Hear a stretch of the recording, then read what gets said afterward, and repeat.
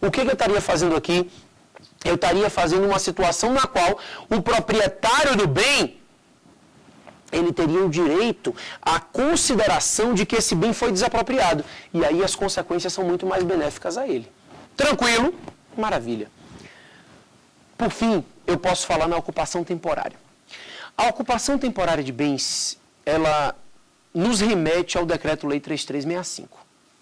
O que acontece? O Decreto-Lei 3365, ele previa a ocupação temporária para terrenos vizinhos a obras públicas. Tá? Então, originariamente, quando se pensava em ocupação temporária, se pensava exatamente nessa ocupação temporária de terrenos vizinhos a obras. Então, por exemplo, eu ia fazer uma estrada, e até hoje, se você enxergar, quando você estiver numa estrada, você vai ver que os terrenos vizinhos à estrada vai estar lá com os tratores, com a máquina dos operários, as casinhas que eles ficam, ou seja, aquelas barraquinhas que eles ficam. Isso é uma ocupação temporária.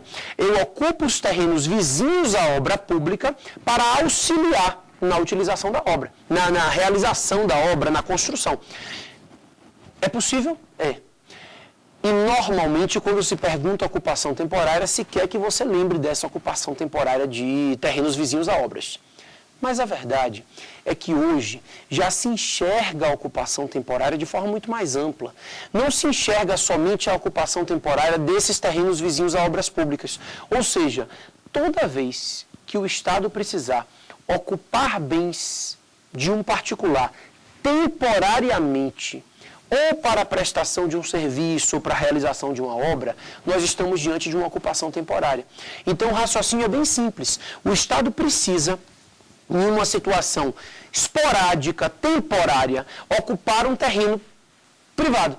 Ele vai ocupar esse terreno para prestar um serviço público, para realizar uma obra, sempre no interesse coletivo, mas sempre numa situação episódica, numa situação temporária, numa situação excepcional. O raciocínio é mais ou menos esse. Então, por exemplo, eu vou dar um exemplo que normalmente se dá em doutrina. É assim, eleição. Para fazer eleição, eu preciso ocupar temporariamente alguns prédios privados, escolas privadas que não estejam sendo usadas naquele momento, vão ser ocupadas para as eleições. Isso é o quê? Ocupação temporária. O Estado precisa ocupar temporariamente, ela sabe que é temporária, não vou precisar eternamente, mas naquele dia eu preciso daquele bem.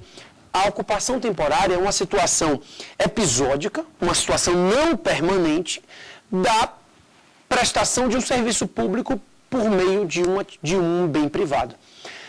Hoje, eu preciso que vocês lembrem sempre, contratos administrativos é uma matéria que vocês já viram aqui no Saber Direito, já vão ver em outros estudos e tudo mais que se segue, mas quando vocês estudam contratos administrativos, lá vocês encontram um exemplo de ocupação temporária. A Lei 8666, que é a Lei de Licitações e Contratos, a lei geral, ela estabelece que é possível que o contratante público, que o poder público, em determinadas situações, ocupe temporariamente os bens de uma contratada. Ou seja, o Estado contrata uma empresa para prestar um determinado serviço.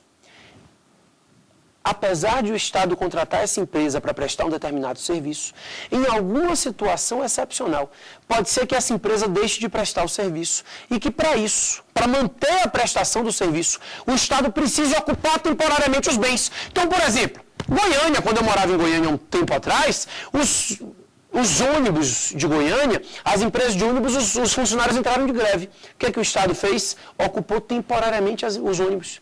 Ocupou temporariamente os bens da contratada para manter a prestação do serviço. É uma situação temporária na qual o Estado ocupa um bem de um particular para manter a prestação de um serviço sempre em caráter episódico, em caráter temporário. A ocupação temporária hoje é aceita amplamente e não somente aqueles terrenos vizinhos a obras, como foi originariamente previsto no Decreto-Lei 3365. Maravilha.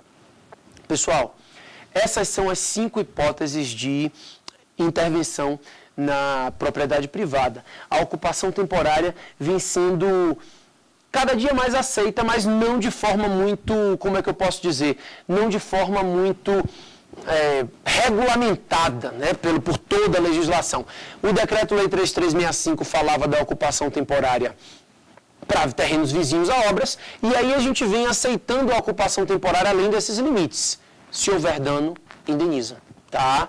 Na ocupação temporária é garantida a indenização em caso de dano também. Embora a doutrina entenda que normalmente a ocupação temporária não deve gerar danos. Tá? Isso não é pacífico, mas, por exemplo, o Marçal Justin Filho, que é um grande doutrinador também de direito administrativo, ele se posiciona no sentido de que, se a ocupação temporária causar dano, não é uma ocupação temporária. Ou seja, o Estado não deveria ocupar os bens particulares se eles estiverem sendo utilizados. Então, eu ocuparia terrenos vizinhos à obra se eles não estiverem sendo utilizados pelo particular. Eu ocupo uma escola para as eleições se ela não for usada naquele momento. Então, para que haja ocupação temporária, deveria não haver uma utilização do particular, pelo particular do terreno. Ou seja, o Estado estaria usando naquele momento, porque naquele momento o particular não estaria usando. Então, por isso, dificilmente haveria dano e dificilmente haveria indenização. Mas esse é um entendimento mais ou menos isolado. Se aceita a possibilidade de danos e, obviamente, havendo a possibilidade de danos, haveria também a possibilidade de indenização. Tranquilo?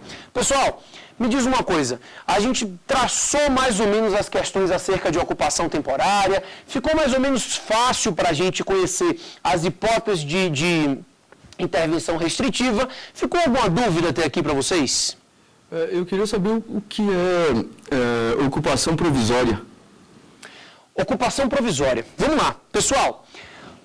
O Frederico me fez uma pergunta interessante pelo seguinte: existe uma doutrina, isso não é pacífico não, mas existe uma doutrina muito interessante que considera que todas as situações em que o Estado precisa esporadicamente utilizar um bem seriam as espécies do que a gente chama de ocupação provisória.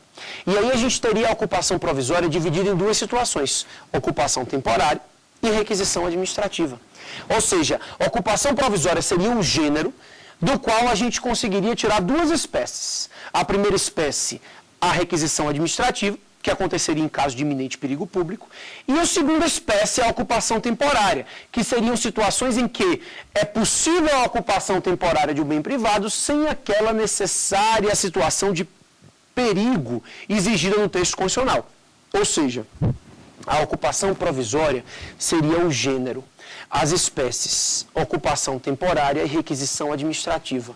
E qual é a diferença, então, entre a requisição administrativa e a ocupação temporária? O iminente perigo, previsto na Constituição, somente para os casos de requisição administrativa. Certo? Então, a gente teria a ocupação provisória no caso de iminente perigo, e aí seria requisição administrativa, e a gente teria a ocupação provisória numa situação geral, e aí já não seria mais a requisição administrativa, seria a ocupação temporária. Pessoal, e aí? Então, agora que a gente conseguiu vislumbrar, inclusive, essa situação doutrinária de distinção entre ocupação temporária e requisição administrativa, eu pergunto, das 5 intervenções restritivas, na verdade a gente aprendeu uma intervenção supressiva, que foi a desapropriação, e 5 intervenções restritivas. Até aqui, como é que nós estamos? O direito de preempção não é uma outra espécie? A pergunta do Alessandro é interessante. Eu disse a vocês que haviam 5 espécies de intervenção restritiva na propriedade. O Alessandro me diz assim, mas espera ainda. Por que espera ainda? Porque o Estatuto da Cidade prevê um direito de preempção público. E esse direito de preempção público previsto no Estatuto da Cidade não seria uma 6ª espécie de intervenção restritiva? Ou seja, ao invés de 5, nós não teríamos 6 espécies, nós não teríamos a desapropriação e mais 6 espécies de intervenção restritiva, e aí eu teria limitação, servidão, tombamento, ocupação temporária, requisição e direito de preempção. Vamos ver se a gente consegue raciocinar junto para chegar na conclusão em conjunto. O Estatuto da Cidade diz o seguinte: o município, o poder público municipal, ele pode, excepcionalmente, estabelecer áreas que ele considere áreas de preempção. O que é preempção? Preferência.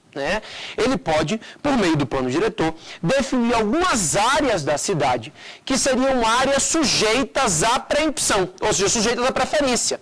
Nessas áreas, toda vez que o particular quisesse alienar o seu bem, primeiro teria que oferecer ao poder público. É uma restrição à propriedade? Ninguém discute. Ninguém discute. Ocorre que, raciocina comigo, se o Estado é dita uma norma e diz, toda essa área aqui, esse bairro, esse setor da cidade, a zona sul do estado da cidade do Rio de Janeiro, é considerado uma área de preempção.